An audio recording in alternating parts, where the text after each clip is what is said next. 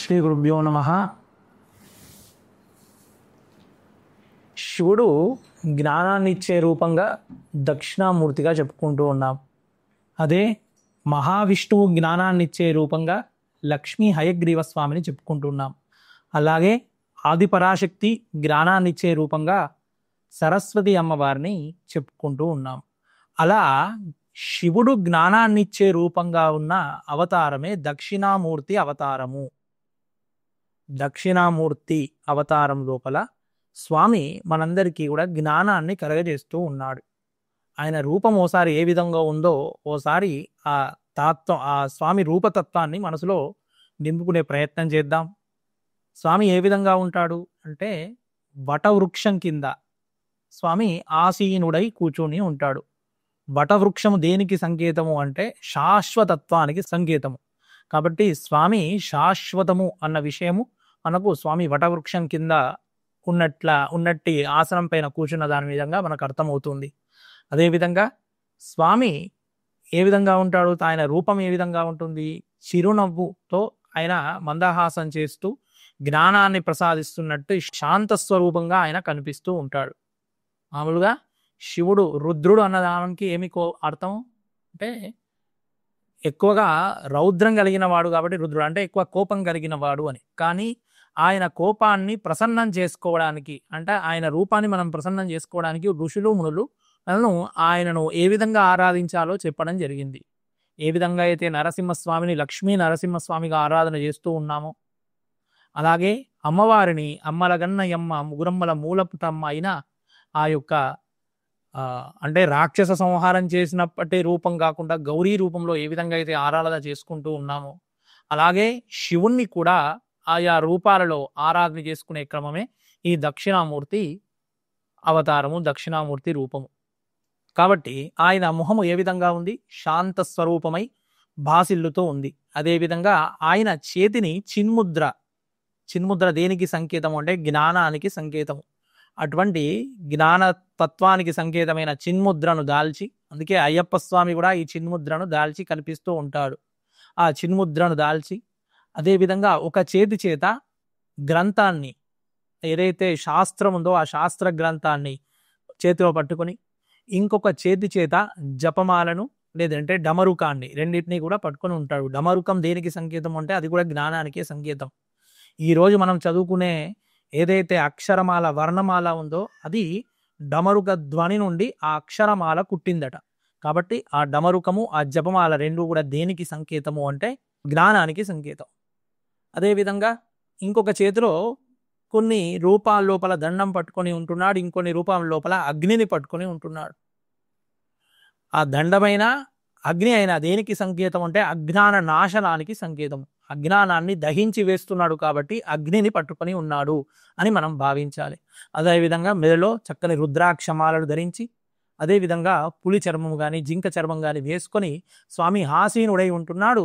స్వామి యొక్క ఒక కాలి చేత ఒక అపస్మారక రూపమైన ఒక రాక్షసుని స్వామి కింద పట్టుకున్నాడు. అది దేనికి సంకేతం అంటే అజ్ఞానాన్ని అణిచివేస్తున్నట్లుగా స్వామి అజ్ఞాన రూపాన్ని ఆయన కాలి కింద అణిచివేస్తున్నట్లుగా ఇంకొక కాలును మరొక కాలు మీద వేసుకొని సుఖాసనం మీద స్వామి మనకు దర్శనం ఇస్తున్నారు.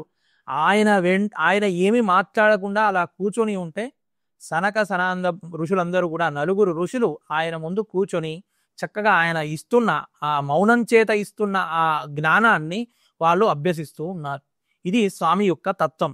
కాబట్టి ఈ రూపం ద్వారా స్వామి యొక్క రూపం మనకు చక్కగా బాసిల్లుతుంది. స్వామి అజ్ఞానాన్ని దయించి వేస్తూ జ్ఞానాన్ని కలిగిస్తున్నట్టు రూపమే దక్షిణామూర్తి రూపం. అందుకే గురవే సర్వలోకానాం భిషజే భవరోగినాం నిదయే సర్వ విద్యానాం దక్షిణామూర్తయే నమః అని స్వామిని మనం ధ్యానిస్తూ ఉన్నాం. గురవే సర్వలోకానాం అన్ని లోకములకు నీవే గురువు. అదేవిధంగా భిషజే భవరోగినాం, భిషజే అంటే వైద్యుడు అని అర్థం.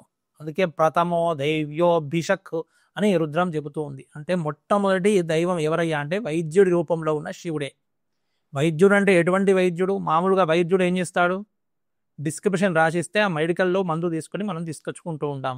అలా కాదట. వైద్యుడు అన్నదానికి భిషక్కు అన్నదానికి అర్థం ఏమిటి అంటే తానే స్వయంగా మన వ్యాధిని తెలుసుకొని మన వ్యాధికి సంబంధించిన మందును తయారు చేసి తానే మనకు అందించేవాడు కాబట్టి బిషక్కు. కాబట్టి బిషజే భవరోగినాం, అటువంటి అనేక రోగాలకు నాశనం చేయడానికి మనకు మందుని ఇచ్చేవాడు కాబట్టి బిషజే భవరోగినాం. నిధయే సర్వ విద్యానాం. నిధి అన్నదానికి అర్థం ఏమిటి? బ్యాంక్ అనుకోండి మీ భాషలో. కాబట్టి నిధి అన్నదానికి ఏమిటి అంటే అన్ని విద్యలకు కూడా ఒకే దగ్గర లభించే క్షేత్రం ఏదైతే ఉందో నిధయే సర్వ విద్యానం, అదే దక్షిణామూర్తి. ఒక ఆలయం దక్షిణామూర్తి యొక్క రూపము. కాబట్టి నిధయే సర్వ విద్యానం దక్షిణామూర్తయే నమః, ఇది స్వామి యొక్క ధ్యానము. కాబట్టి ఈ యొక్క దక్షిణామూర్తి ఏ విధంగా ఉంటాడు అంటే దక్షిణం వైపుగా చూస్తూ ఉంటాడు. దక్షిణం వైపుగానే ఎందుకు చూస్తాడు అంటే దక్షిణం వైపు ఎవరుంటాడు? యముడు ఉంటాడు. ఆ యముని బాధలు మనకు లేకుండా చేస్తున్నాడు అంటే మనకు అపమృత్యు దోషాలన్నింటినీ కూడా హరింపజేసి మనకు శాశ్వతమైన చిరంజీవత్వము, శాశ్వతమైన ఆయుష్ను కలిగిస్తున్నాడు కాబట్టి ఆయన దక్షిణాన్ని చూస్తున్నాడు. అదేవిధంగా మనం ఏం చూస్తున్నాము? ఆయనకు ఎదురుగా ఉండి ఉత్తరాన్ని చూస్తున్నాం. ఉత్తరానికి అధిపతి ఎవరు? కుబేరుడు. కుబేరుడు అంటే ఐశ్వర్యం అనుకుంటూ ఉన్నాం, కానీ కుబేరుడు అంటే ఐశ్వర్యంతో కూడిన జ్ఞానము కూడా సంకేతం. ఐశ్వర్యంతో కూడిన జ్ఞానం అంటే ఎక్కడెక్కడైతే జ్ఞానం ఉంటుందో అక్కడక్కడ వచ్చి ఐశ్వర్యం పడుతుంది. కాబట్టి అక్కడ జ్ఞానం ఉంది కాబట్టి కుబేరుడు వచ్చి అక్కడే ఉంటాడు. ఎక్కడెక్కడైతే మనం చదువుకుంటున్నామో చదువుతూనే మనం ఏం సంపాదిస్తున్నాం? కీర్తిని, డబ్బును సంపాదిస్తున్నాం. కాబట్టి ఆ ఉత్తరము అని చేసి స్వామిని దర్శనం చేసుకోవడం ద్వారా మనకు కుబేరుడి అనుగ్రహము ఈ జ్ఞానం ద్వారా కలుగుతుంది అన్నది మనకు అర్థమవుతుంది ఈ చిన్న తాత్విక చింతన లోపల. కాబట్టి స్వామి దక్షిణంగా చూస్తూ మనము ఉత్తరంగా చూస్తున్నప్పుడు మనకు చక్కని విద్యను, జ్ఞానాన్ని అందిస్తున్నాడు. దాని ద్వారా మనం కుబేరుని అనుగ్రహాన్ని పొందుతున్నాం. ఇది కాబట్టి ఈ దక్షిణామూర్తి అనుగ్రహం పొందడానికి ముఖ్యంగా చాలా మంది పిల్లలు ఏం చేస్తూ ఉంటారంటే చెప్పిన వెంటనే తొందరగా మర్చిపోతూ ఉంటారు. ఈరోజు చెప్పింది కాస్త ఒక 10 నిమిషాలకే దాన్ని మర్చిపోతూ ఉంటారు. ఆ మతి మరుపు అనేది పోవడానికి స్వామి రూపాన్ని పదే పదే చూడడం ద్వారా, స్వామి చేతిలో ఉన్న చిన్ముద్రనే గాని, స్వామి చేతిలో ఉన్న దహించి వేస్తున్న అజ్ఞానాన్నే గాని, అలాగే స్వామి చేతిలో ఉన్న డమరుకము అక్షమాలనే గాని, స్వామి యొక్క కాలి కింద ఉన్న అణిచివేస్తున్న అజ్ఞాన స్వరూపాన్ని గాని, వీటన్నిటినీ కూడా చూడడం ద్వారా మనకు ఆ పిల్లవాడికి చక్కని జ్ఞానం అనేది కలిగి ఆ మతిమరుపు ఏదైతే ఉందో, మందబుద్ధి ఏదైతే ఉందో అది మటుమాయమై క్రమంగా చదువు పట్ల ఆసక్తి, ఏకాగ్రత అనేది కలుగుతుంది.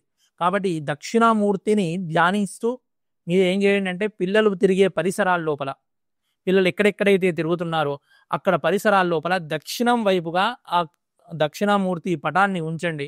తద్వారా పిల్లలు ఉత్తరం మోన్ చేసి ఆ దక్షిణామూర్తిని ధ్యానించడము, చూడడం ద్వారా పిల్లడి దృష్టి ఒక్కసారి పడ్డా కూడా స్వామి ఆ అజ్ఞానాన్ని పటాపంచలు చేసేసి ఆ పిల్లడికి చక్కని జ్ఞానాన్ని కలిగింపజేస్తాడు. కాబట్టి మీ పిల్లలు పరిసరాలు తిరిగే ప్రాంతం లోపల ఆ దక్షిణామూర్తి పటాన్ని ఉంచి ఆ దక్షిణామూర్తి అనుగ్రహాన్ని పొందండి. అంతేకాకుండా వీలైనంత మటుకు కూడా గురువారాలు స్వామిని ఏ వారం ధ్యానించాలి అన్నదానికి గురువు దేవతలకు గురువు కాబట్టి గురువారము అని పేరు వచ్చింది. గురువారము కాబట్టి ఆ గురువారం నాడు గురుస్వరూపమైన దక్షిణామూర్తిని ఆరాధన చేయడం ద్వారా మనము చక్కని జ్ఞానాన్ని పొందవచ్చు.